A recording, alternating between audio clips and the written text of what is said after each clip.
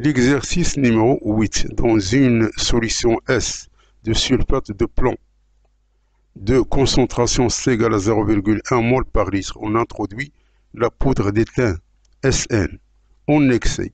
On donne les conditions de l'expérience. La constante de l'équilibre K, elle est égale à 2,2 de cette équation ici. Donc la question 36, lorsque l'équilibre de la réaction est éteint, donc lorsque l'équilibre de la réaction est éteint, la concentration finale de chaque espèce dissoute dans la solution S a pour valeur.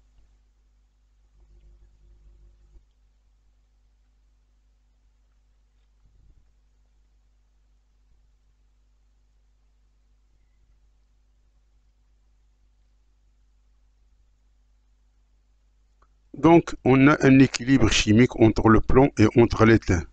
Donc, on a K à l'équilibre est égal à 2,2. On a la concentration du plomb est égale à 0,1 mol par litre. Donc, on a la réaction ici. À l'instant T égale à 0, on a la concentration du plomb. À l'instant T différent de 0, il apparaît un X ici de Sn et apparaît un X de Pp. Et ça, c'est C-X. Donc, elle diminue d'un X, puisque les coefficients stoichiométriques sont les mêmes. Donc, soit X la concentration de Sn de plus. Donc, puisque ça, elle est solide, ça, il est aqueux, ça, il est solide, ça, il est aqueux, donc on s'intéresse que ce qui est entouré par l'eau. C'est pas ce qui est solide, c'est-à-dire que K, elle est égale à cette concentration sur cette concentration. C'est-à-dire est égal à X sur C moins X. Elle est égale à 2,2, donc on a une équation de premier degré. On calcule le X, on va trouver que le X qui est égal à la concentration de l'étain, elle est à peu près égale à 70, 10 moins 3 mol par litre. Donc une fois on connaît le X, alors on connaît la concentration du plomb. Donc c'est-à-dire c'est C moins X, c'est-à-dire C est égal à 0,1 moins 0,07. Elle est égale à 0,03, c'est-à-dire est égal à 30, 10 moins 3 mol par litre. Donc il faut cocher la réponse C, qui est la réponse juste.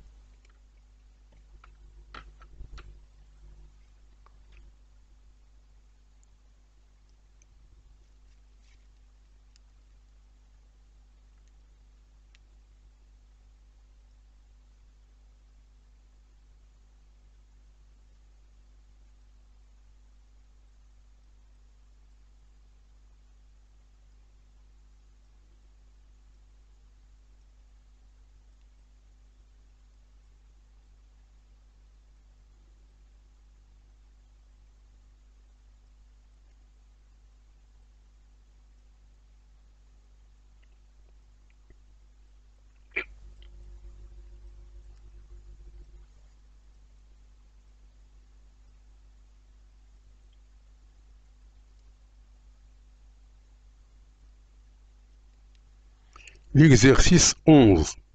On a 20 ml d'une solution d'acide chlorhydrique sont mises en présence de 0,1 de zinc. On recueille en fin de réaction 11,4 cm3 de dihydrogène gazeux, mesuré dans les conditions normales de température et de pression CNTP. Puis on sépare le zinc restant dans la solution, sachant que l'équation bilan de la réaction d'oxydoréduction est donnée par cette expression ici. Donc on donne le volume, la masse.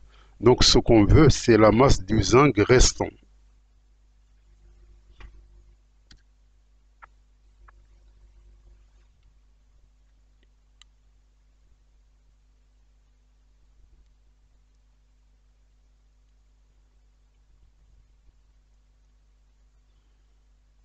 Donc c'est une réaction acido-métallique. Donc le volume de H2, c'est-à-dire d'hydrogène, elle est égal à 11,4 cm3. On va la convertir en litres, sachant qu'un litre, elle est égal à 1 décimètre cube. Et 1 décimètre cube, il est égal à 1000 cm3. Donc le volume molaire, elle est égal à 22,4 litres par mol. Et la masse molaire de zinc, elle est égale à 65,4 grammes par mol. Donc voici la réaction. Donc le nombre de moles, c'est V sur Vm, car il s'agit d'un gaz. Donc c'est le volume sur le volume molaire. Donc ça, c'est le nombre de moles de H2.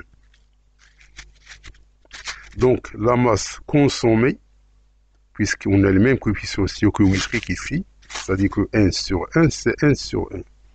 Donc est égal à N fois la masse de Zn.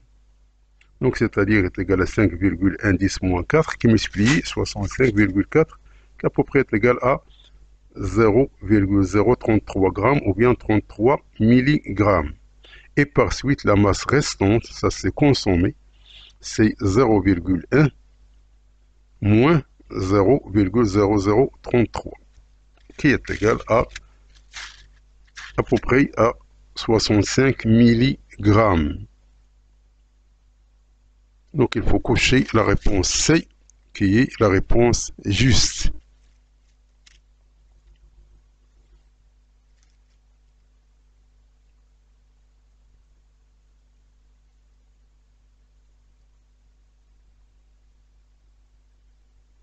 Ici, on a donc 0,1 g. Donc c'est 0,1 g, ça c'est mise en jeu.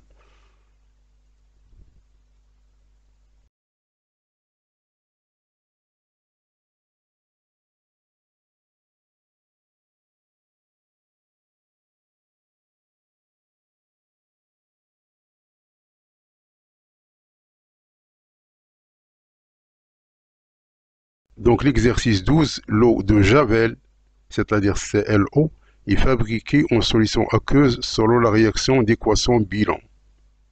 Donc le degré chlorométrique, degré CHL, d'une eau de Javel est le volume de dichlore gazeux dans les conditions normales de température et de pression. Le volume molaire du gaz vaut 22,4 litres par mol qui a été utilisé pour en préparer 1 litre. Ou encore le degré de chlorométrique, c'est-à-dire degré CHL, et le volume de dichlore introduit dans 1 litre de l'eau de Javel. Donc en calculant d'abord le volume de dichlore, c'est-à-dire V2Cl2, donc qui a été nécessaire pour préparer un berlingot de 250 ml d'eau de Javel à 48 degrés CHL. Donc après, tout d'abord, il faut calculer le volume de Cl2, après déterminer la concentration en ion Cl- et en ion chlorure Cl- qui sont à peu près les mêmes.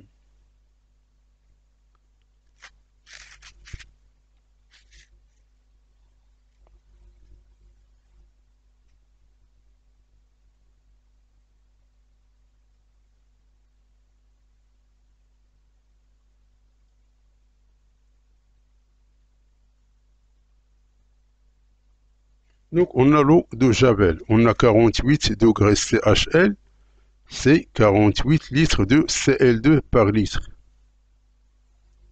Donc on a le volume de ClO, elle est égale à 250 millilitres, c'est-à-dire 0,25 litres. On a Vm et on a la réaction. Donc on a degré de CHL, c'est le volume de Cl2, introduit dans 1 litre de ClO-. Donc ça c'est l'énoncé.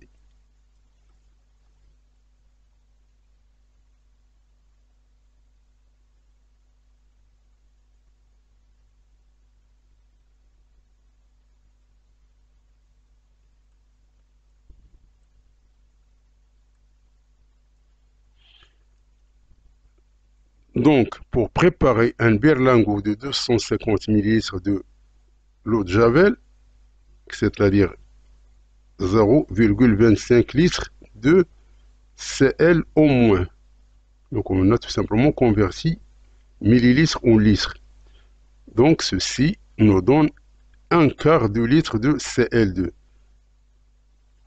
0,25 litres, c'est 1/4 de litre. Donc 0,25 c'est 1/4. Donc, c'est-à-dire que le 1/4, on va prendre le 1/4 de 48 degrés CHL, c'est-à-dire est égal à 12 degrés CHL, c'est-à-dire que ça c'est V de Cl2. Donc le volume de Cl2, c'est 12 litres. Donc le nombre de Cl2, c'est le nombre de, c'est parce que 1 Cl2 sur 1, c'est 1 Cl au moins sur 1. Ils ont même coefficient stoichiométrique. Donc est égal à le volume. Donc le N de Cl2, c'est le volume molaire. Donc le volume c'est 12 sur 22,4 et donc est égal à 0,536 mol. Et par suite, donc la concentration de l'eau de Javel qui est égale à la concentration de Cl-, elle est égale à le nombre de moles de dichlore qui divise le volume de l'eau de Javel. Et puisque les coefficients stoichiométriques sont les mêmes, c'est-à-dire le nombre de moles de Cl2 sur 1 est égal au nombre de moles de Cl au moins sur 1. Donc, c'est-à-dire que le 1Cl2 qu'on vient de trouver, on va le diviser par le volume qui est égal à 0,25. On va trouver qui est égal à 2,14 mol, qui à peu près est égal à 2,15 mol par litre. Donc, il faut cocher la réponse B, qui est la réponse juste.